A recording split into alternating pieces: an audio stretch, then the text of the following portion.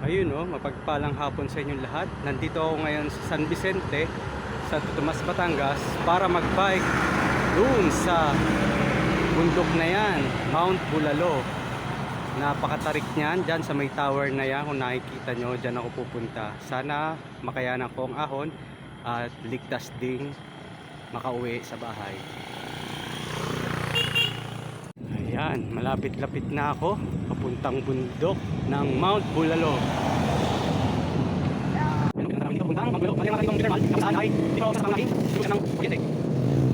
Nag-uumpisa ng umahon papuntang Mount Bulalo. Ayan, nalalaki ng mga pipe na kung saan ay galing sa geothermal plant, isang pangunahing producer ng kuryente.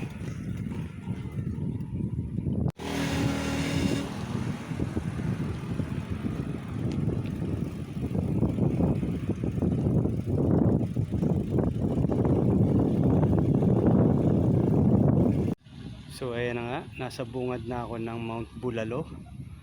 Ayan, ganda. Ganda ng ulap. Yang bundok na yan, papuntang yan dyan ang Bulalo. So kailangan kong maghanda ng maraming hininga. Baka kapusin. Good luck sa akin. Wala pa ako sa kalahati. Nag-uumpisa pa lang ako umahon sa Mount Bulalo. Ayan, hinihingal na ako. Shift muna ng gears. Ay. Ayan, ang ganda oh. Yan, taas na yan ang Mount Bulalo.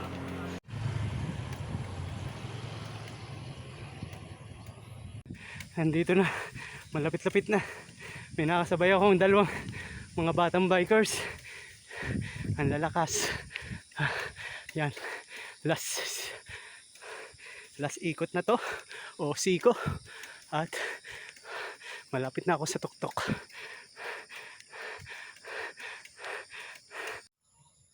Ayan, nandito na nga ako sa medyo tuktok ng Mount Bulalo. Hindi pa to yung pinakatuktok kasi bago ka makarating doon ay kailangan mong mag-hike ng konti, tapos bitbitin mo yung bisikleta mo kasi hindi na siya kayang daanan ng bisikleta. Matarik.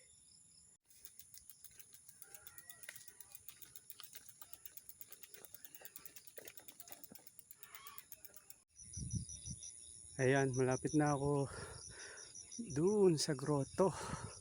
Yan, sa tuktok na yan. Yan yung grotto. Ayan, lawak, ang ganda. Nakaka-refresh. Napaka-green ng paligid.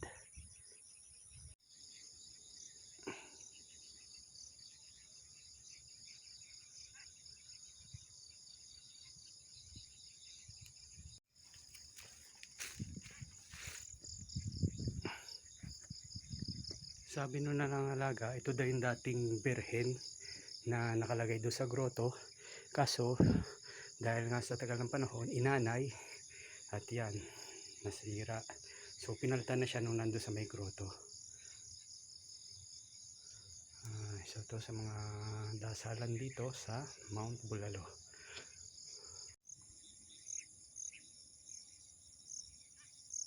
So, ayan na nga. Nandito na ako sa tuktok na Mount Bulalo. Nakapagdasal na rin.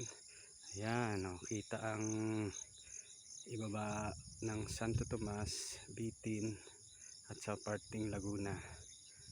Ayan, ganda oh. Yang nausok-usok na yan na nakita nyo, yan yung geothermal na nadaanan ko.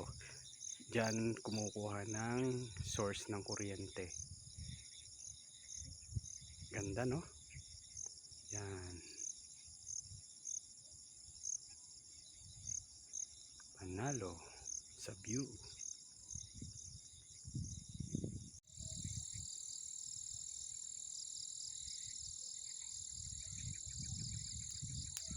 Ang ganda oh. Yan yung geothermal power plant. Yan ang bayan ng Santo Tomas. Yan.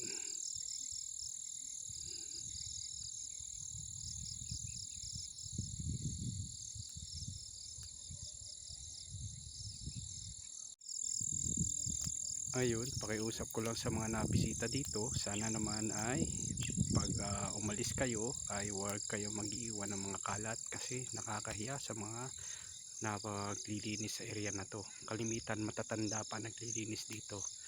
Kakaawa naman kung iaasa pa natin sa kanila ang paglilinis ng ating mga kalat.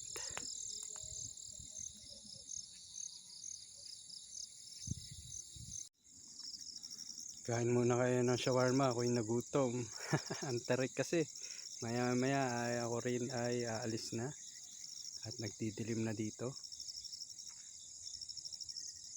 Ayun, tarik.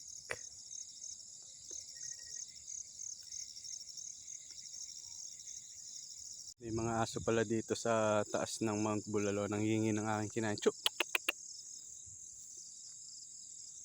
Ayun, chuk! Ayun.